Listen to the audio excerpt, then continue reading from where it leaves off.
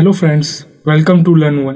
पिछला हमने टॉपिक देखा था क्रिएटिंग और इंपोर्टिंग प्रोजेक्ट। एंड्रॉयड स्टूडियो में कैसे एक प्रोजेक्ट क्रिएट होता है और कैसे एक प्रोजेक्ट हम लोग इंपोर्ट करते हैं। जैसे कि कोई अवेलेबल प्रोजेक्ट हमारे पास होता है दूसरे सिस्टम में, तो उस सिस्टम से हम अपने जो सिस्टम में है उसमें वो इंपोर्ट कैसे करते हैं एंड्रॉयड स्टूडियो में, और उसको यूज़ कैसे करते हैं, उसको एडिट कैसे करते हैं, वो हमने देखा था।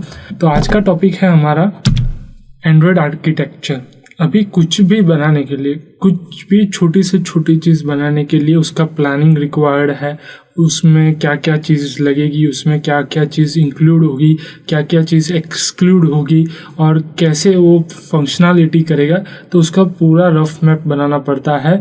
और फिर उसको एक अपने एक फाइनल टच देते हैं जिसको हम लोग कहते हैं आर्किटेक्चर। ठीक है, कुछ भी अगर जैसे कि मैं फर्स्ट वीडियो से जावा का जब अपना इंट्रोडक्शन चल रहा था तब से मैं आपको एक बिल्डिंग का एग्जांपल देते आ रहा हूँ, तो उसी बिल्डिंग का एग्जांपल को अपने कंटिन्यू करेंगे और कैसे आर्किटेक्चर बनता है वो मैं आपको अभी समझाता हूँ। जैसे कि कोई भी बिल्डिंग अपने बनाना होता है तो उसके पहले एक कार्डबोर्ड में उसका एक डेमो बनाना पड़ता है, एक मॉडल बनाना पड़ता है, और उस मॉडल के हिसाब से वो बिल्डिंग बनता है।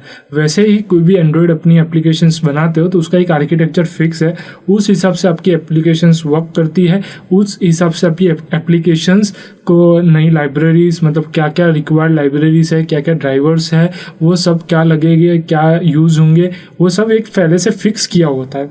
अगर वो फिक्स होगा तो आपको अच्छे से आसानी रहेगी प्लानिंग में, अच्छे से आपको आसानी रहेगी आपके एंड्रॉयड स्टूडियो की जो भी एप्लीकेशंस आप बना रहे हो एंड्रॉयड स्टूडियो में, या कोई भी आईडी, मतलब इंटेलिजेंट डेवलपमेंट जो एनवायरनमेंट है, और इंटीग्रेटेड भी कई लोग बोलते हैं, इंटीग्रेटेड डेवलपमेंट एनवायरनमेंट जो होता है आईडी, जो इक्लिप्स में भी आप कर सकते हो एंड्रॉयड कोड, और एंड्रॉयड स्टूडियो में भी कर सकते हो।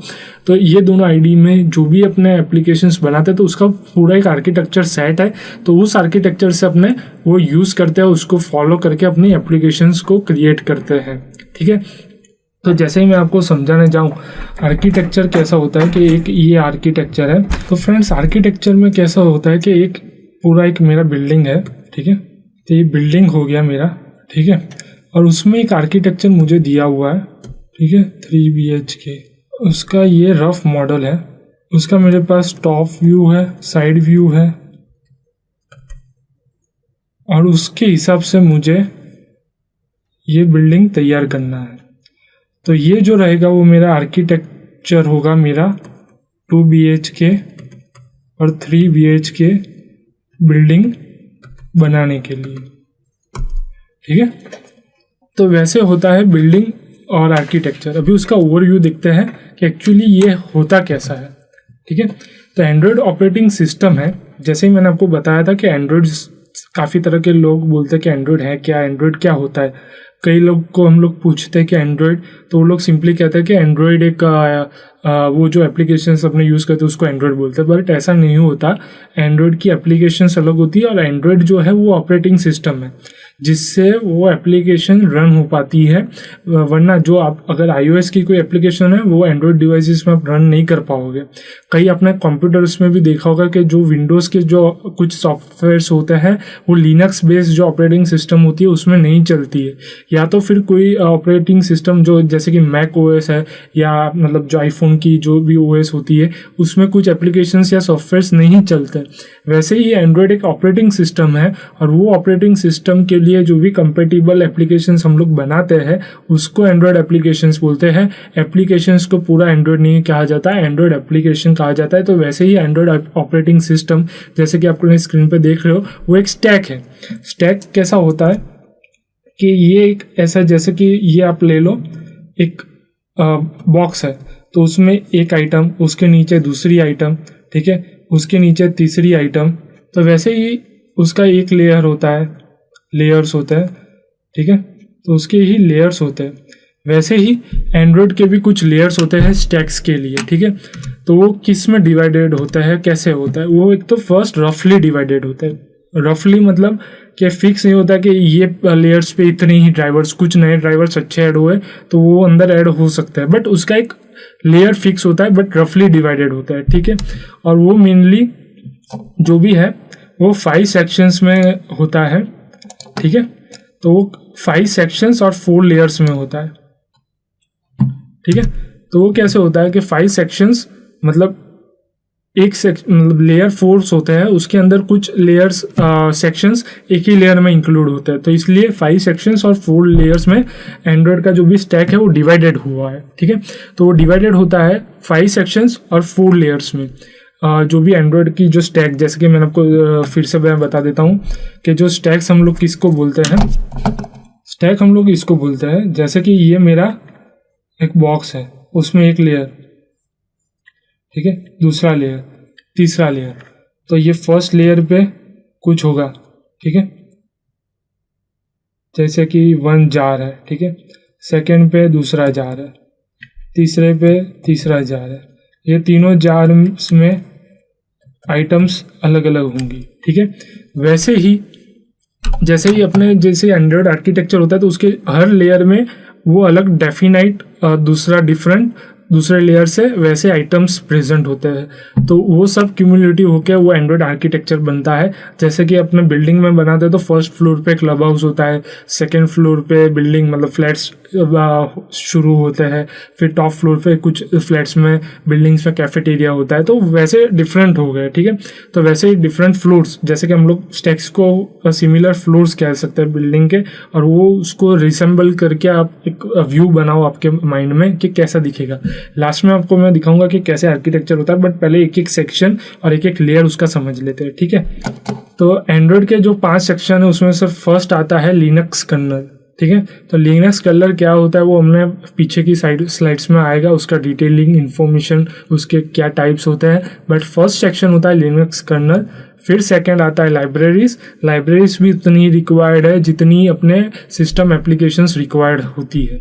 लाइब्रेरीज के बाद आता है एंड्रॉयड रन टाइम। जैसे कि कोई एप्लीकेशन आप एंड्रॉयड में रन करते हो तो उसके रन टाइम कुछ भी आइटम्स या कुछ भी अपने थ्रेड्स जो भी रन होती है या उसको रिक्वायर्ड रहती है एंड्रॉयड कोई एप्लीकेशन को रन करने के लिए, वो एंड्रॉयड रन टाइम का एक सेक्शन होता है, तो उससे हम लोग देख सकते हैं कि एंड्रॉयड रन टाइम में क्या क्या चीज़ इंक्लूड होती है फॉलोइंग स्लाइड में। ठीक है, फिर आता है एप्लीकेशन फ्रेमवर्क। कुछ भी आपको एप्लीकेशन बनाना तो उसका एक फ्रेमवर्क चाहिए। फ्रेमवर्क मतलब सिंपल लैंग्वेज में मैं आपको बताना चाहूँ तो एक रफ स्केच चाहिए जो फ्रेमवर्क मतलब वो फॉलो करेगा एंड्रॉयड एप्लीकेशन बनाने के लिए, वो सिमिलर रहेगा वो, बट उसकी जो डेफिनेशन है, जैसे कि अलग अलग एप्लीकेशंस की अलग अलग डेफिनेशन है वो बदलाती रहेगी, बट फ्रेमवर्क सेम रहेगा। उसको बनाने के लिए जो भी प्रोसेस रहेगी, वर्क फ्लो रहेगा, वो सेम रहेगा एप्लीकेशन फ्रेमवर्क। ठीक है, और लास्ट में आता है एप्लीकेशन। तो मतलब सारे के सारे फर्स्ट फोर्थ मिला के जो लास्ट में अपना बनता है वो होता है एप्लीकेशन। जैसे कि मैंने आपको बिल्डिंग में दिखाया कि मॉडल एक आर्किटेक्ट उसका मॉडल क्रिएट करता है, उसको आर्किटेक्चर बोलते हैं प्रोसेस को, तो वैसे ही एक मॉडल में बाहर से आपको एक बिल्डिंग दिखेगा तो वो आप एप्लीकेशंस ले लीजिए। ठीक है, फिर उसके अंदर क्लब हाउस बनाएगा, उसके अंदर उसके 2 BHK के रूम के हिसाब से वो मॉडलिंग करेगा, तो वो सब ये अपना ले लीजिए। ठीक है, ये अपने ने ले लिया और फिर ये सब मिला के एक एंड्रॉयड आर्किटेक्चर बनता है। ठीक है, तो वैसे ही सब एंड्रॉयड आर्किटेक्चर हम लोग ऐसे बोलते हैं कि एप्लीकेशन जो होता है वो तो मेन लेयर होता है, वो आपको दिखता है। जैसे कि बिल्डिंग का आर्किटेक्चर तो बिल्डिंग आपको दिखेगा, बट उसके अंदर रूम्स होते हैं, ड्राइंग रूम होता है, बेडरूम होता है, वॉशरूम होता है, स्टोरेज होता है, किचन होता है, तो वो ऐसे अलग अलग सेक्शन बनेंगे। तो आप ये सेक्शन को ले लीजिए, पूरा क्यूमुलेटिव एक आर्किटेक्चर उसको बोलता है। वैसे ही एंड्रॉयड का आर्किटेक्चर पूरा 5 सेक्शंस और 4 लेयर्स में डिवाइडेड है। 5 सेक्शन अपने देख लिया, अभी 4 लेयर्स क्या होता है वो अपने देखते हैं। ठीक है, तो फर्स्ट लेयर आता है कर्नल।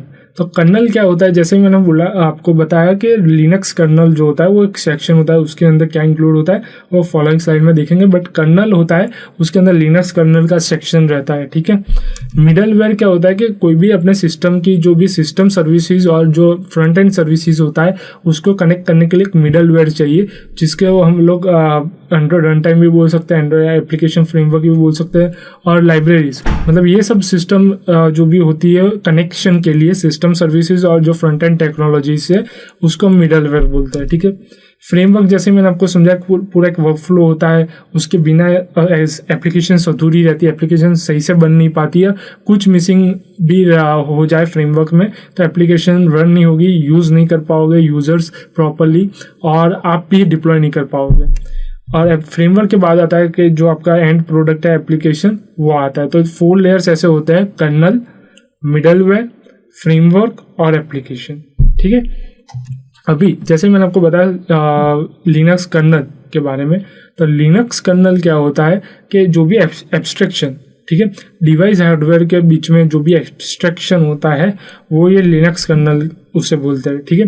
जो भी एसेंशियल्स हार्डवेयर्स अपने को चाहिए सिस्टम एप्लीकेशन बनाने के लिए, या एंड्रॉयड कोई भी यूज़र की डिफाइंड एप्लीकेशन बनाने के लिए, या क्लाइंट को भी डिफाइंड एप्लीकेशंस करता है, तो उसको बनाने के लिए जो भी अपने को हार्डवेयर्स चाहिए, तो वो उसका एब्स्ट्रैक्शन मतलब कि अपने को हार्डवेयर तो दिखता है, अपने उसको टच कर सकते हैं, बट उसके पीछे भी उसके ड्राइवर्स लगते हैं उसको यूज़ करने के लिए। जैसे कि आपने अभी प्रिंटर कनेक्ट कर लिया, बट उसकी जो सेटअप सीडी आती है या सेटअप टूल आता है, वो आप सेटअप नहीं करोगे तो आपका प्रिंटर बतौर बावजूद कनेक्शन होने के बावजूद वो सिस्टम में प्रिंटर वर्क नहीं करेगा, आप प्रिंट नहीं कर पाओगे, ठीक है।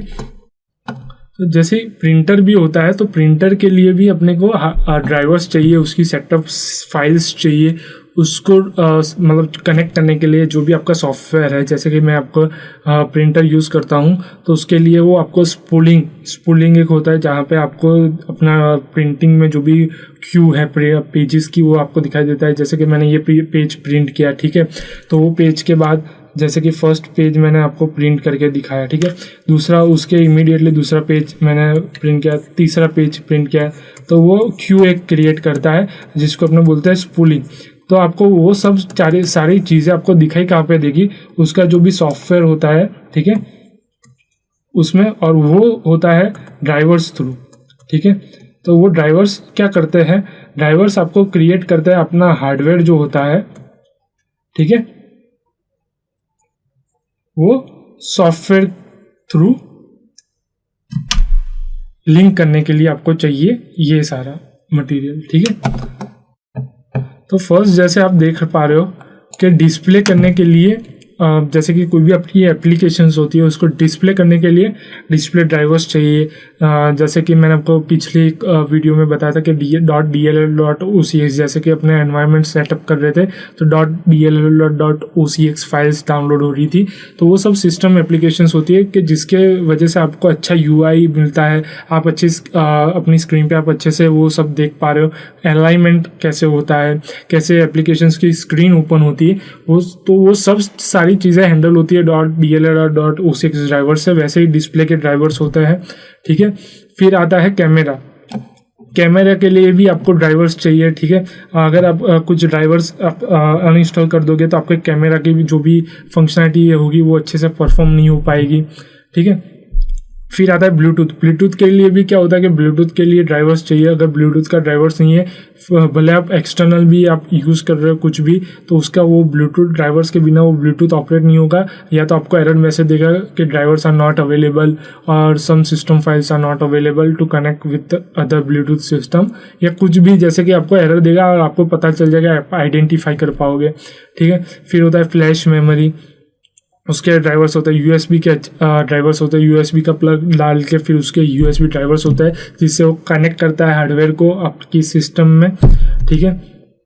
फिर आता है कीबोर्ड्स के ड्राइवर्स होते हैं, कुछ कीबोर्ड्स वाईफाई होता है, ठीक है। वाईफाई के लिए भी आपको टेंडर, जैसे कि कोई राउटर यूज़ करे तो उसकी एक CD आती है, उसको आपको सेटअप करनी पड़ती है, तो वो फिर उसको सेटअप करने के बाद, राउटर को सेटअप करने के बाद आप वाईफाई यूज़ कर पा रहे हो। अगर आपने सिंपली कनेक्ट कर लिया तो आप यूज़ नहीं कर पाओगे, ठीक है।